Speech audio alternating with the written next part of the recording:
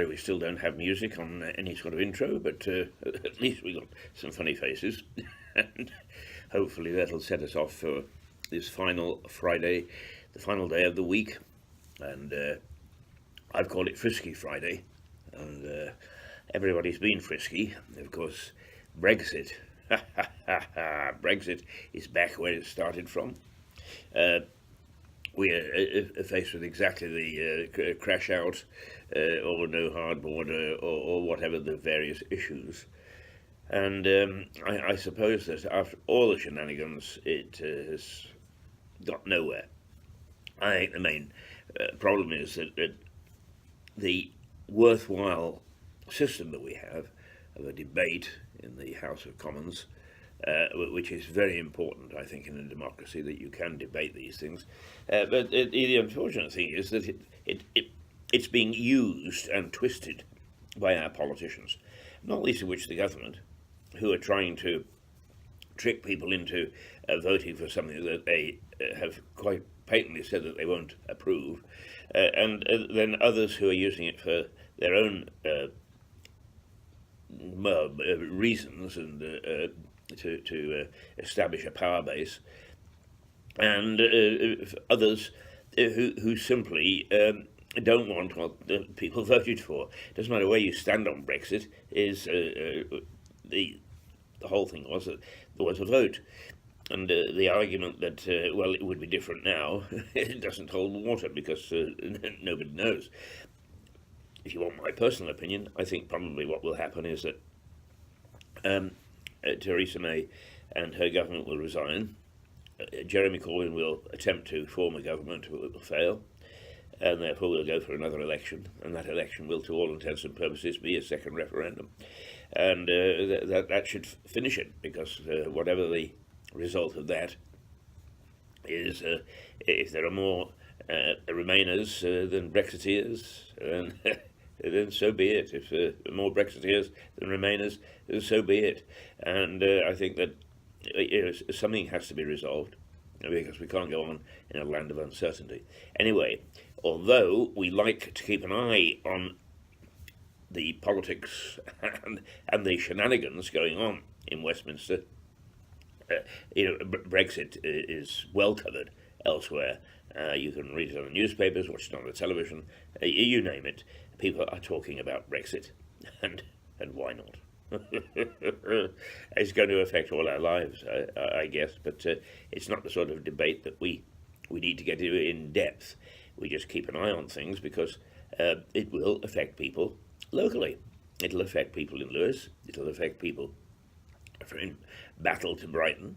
In Lewis, the vote was against Brexit.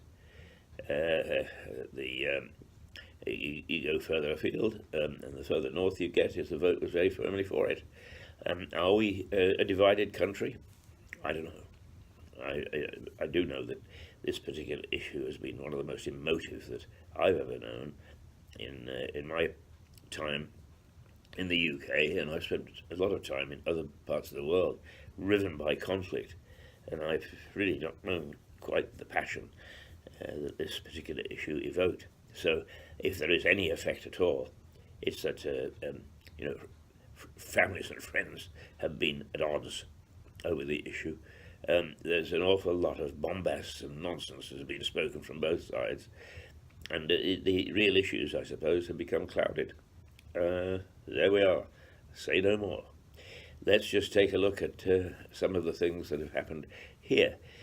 Over the week, well, we started the week by talking about the decision by the Department of Works and Pensions not to give any documentation that somebody is either unemployed or is on benefits, so that they could take it to the food banks. First of all, they denied that they were doing it. Then they admitted that they were. And then they said it was because they didn't like the bad publicity. Well, that's very typical of government. Okay, this is once again national government, but the issue came up here because we have a number of food banks in this, and the people who run the food banks, in the main, said, sorry, government, you're wrong. We do want some sort of proof that people should be taking food from our food bank, because the unfortunate thing is, of course, there's a lot of con artists. And if I walked by and there was some mouth-watering artichokes there, would I actually wonder whether I could get hold of them? No, of course I wouldn't. But I suppose that's the sort of thinking, is that people will abuse the system. It doesn't matter which system you have, people will abuse it. And, it is sometimes amazing that we see activists asking for this, that, and the other. Bring in legislation for this, bring in legislation for that, do this, do that. Well, I've got one piece of legislation that I welcomed, and that was that big companies should pay little companies within 30 days. It was passed. It is law, as I understand it. So, who actually makes sure that the big companies pay the little companies? Whoop. It doesn't matter what law you bring in, if you haven't got any means of making it effective, it's not going to work. So just because it's on the statute books and the odd person might get his fingers damaged, if you're talking about the general good, unless there is a way of enforcing that particular piece of legislation, then it's useless. So if we are going to have legislation about various things, let's make sure that it's legislation that can be enforced, and that our police force or our councils or our inspection system can handle it, because there is no evidence that it can at the moment. And particularly with the police force,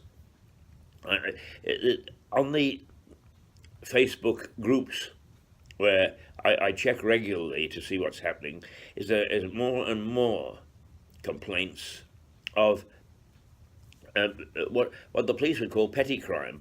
But if somebody pulls out a knife and demands my credit card, I would give it to them because they wouldn't get anything off it. But generally speaking, is people pull out knives, wear balaclavas, threaten to rough people up, and that's happening more and more and more in Lewis. Why? Because we're supposedly a crime-free zone. We don't have crime here, so the coppers are sent elsewhere. And I'm sorry, but this is Luddite. But it is time that we consider putting coppers back onto the beat. I mean, in the long run, it doesn't matter whether they can get a crime in time. There is somebody there to go and talk to and say, guess what, this has happened. The way that the system works at the moment is just ludicrous, and particularly from older mugs like me, who really wouldn't know quite how to complain on the internet. And if you're talking about phones, much as I think that there is a great divide between the police headquarters here in Lewis and the council, is you still can't often get through. You have to wait. I'm being attacked. And then there's a message. If you want to buy baked beans, buy them from the police canteen. No, I'm being facetious and silly now.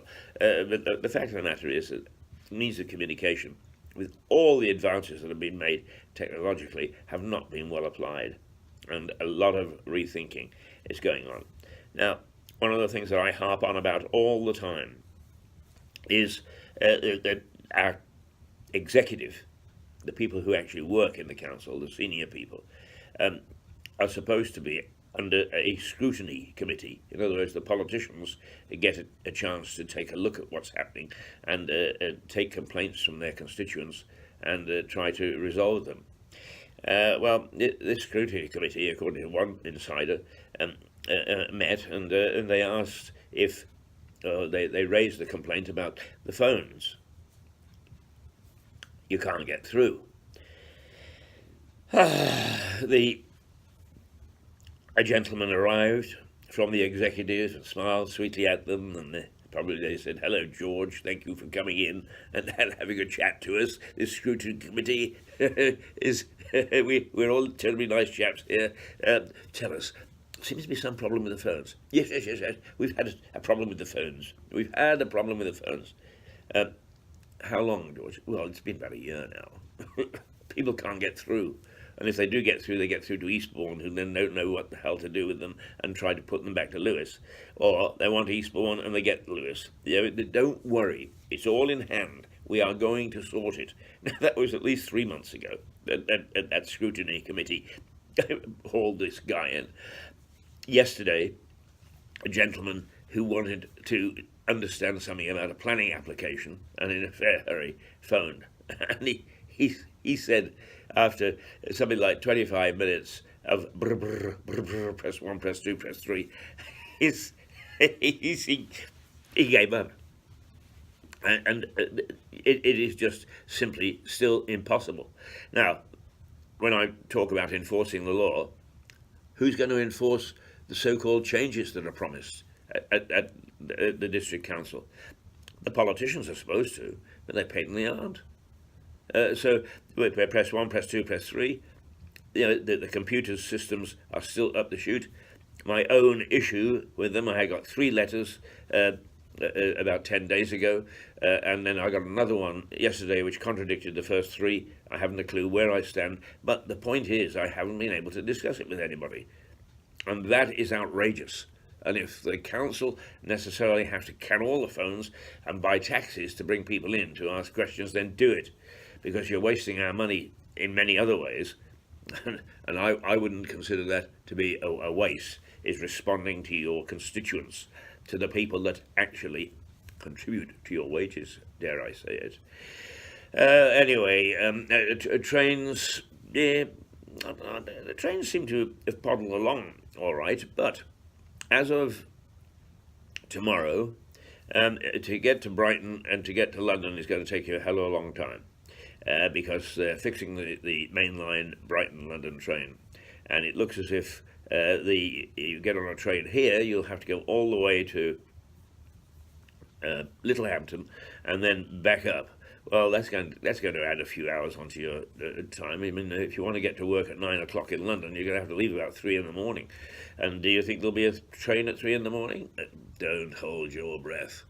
So a lifeline is cut off. What about buses and cars?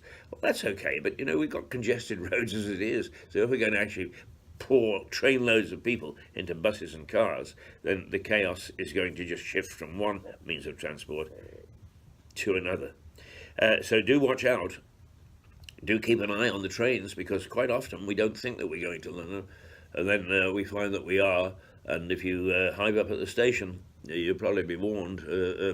It's going to take you an age to get there. And then, of course, a little further down the line, not too much further, they're going to do some work on the Brighton line, and that means that we'll be cut off from there. So I think a month of chaos. So check before you travel.